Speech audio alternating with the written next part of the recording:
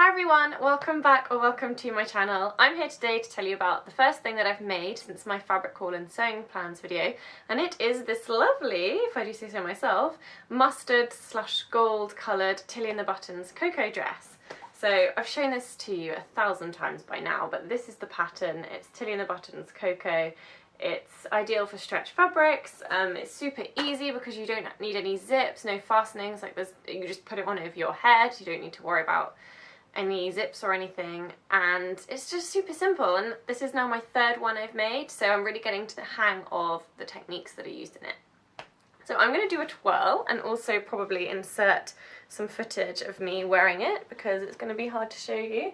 I've done what I did on my houndstooth Coco hack, which is put darts in the back. This is because I just prefer that kind of tucked into my back shape here. I don't like it to be too loose and baggy, and it's a really simple hack. It's not hard to do.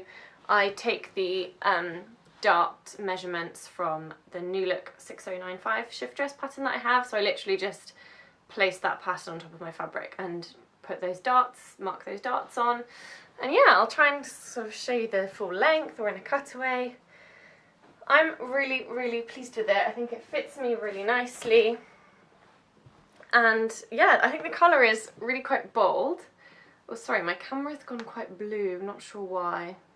Whatever, we'll carry on. Yeah, I'm really pleased with it. I really enjoyed sewing this just because I've made it quite a few times now. I know what I'm doing and it's really simple. I have made a couple of alterations based on the pattern, so I took the sleeves in a little bit. Just because they were a little bit too loose and baggy, so I just streamlined those a little bit so they're yeah, a little bit more flattering.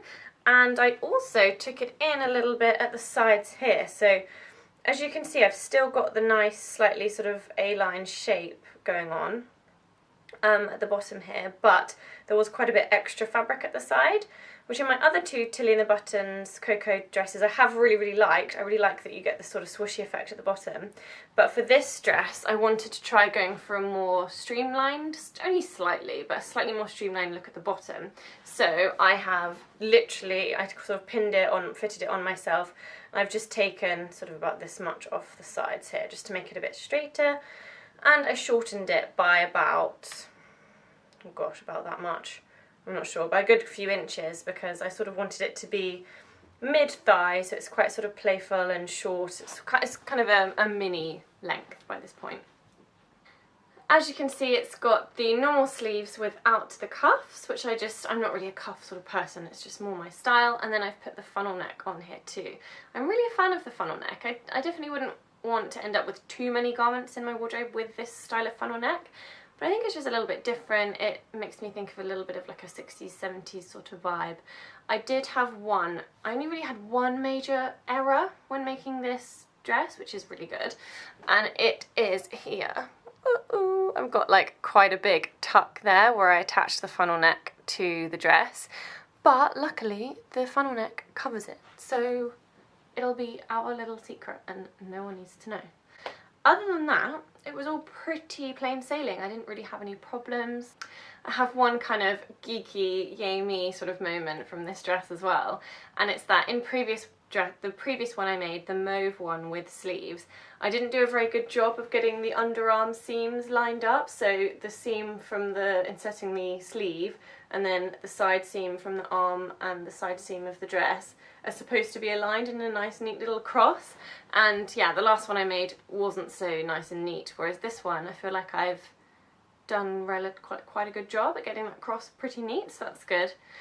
I spoke about the fabric that I used to make this dress in my fabric haul and sewing plans video, so I won't go into too much detail, but I will just remind you that it was £2 a metre from the fabric room, but it's a minimum 3 metre order, so I paid £6 for 3 metres, which is so cheap. And it means I've got so much spare fabric, like so much. I could easily make 3 of these dresses out of that amount of fabric, I think. So I need to think of what I want to make with the rest. And I do love this colour. I definitely love this colour enough to have more than one garment in my wardrobe that's made from it. And whilst I was making the dress, I just happened to be wearing these jeans, and so I was kind of trying it on like over these jeans. And I just think that this colour combination is so nice. So I think I want to make a top for sure out of the remnants. Like, I'll have loads left over even after making a top. So I don't know, I might try and hack the Tilly and the Buttons Coco pattern purely because I know that it works well with the fabric, and I know that it's like designed for a stretchy garment that doesn't have any like openings for zips, you know, any zips or anything. So yeah, and I think these jeans, I really like these jeans actually. They're from Zara. They're just simple high-waisted jeans. They are very high-waisted, which I love, and I think it looks really quite flattering with high-waisted garments to have something quite cropped. Like, I don't mean to flash my skin. I don't really like the whole flashing the belly thing, or not just on a day-to-day basis anyway.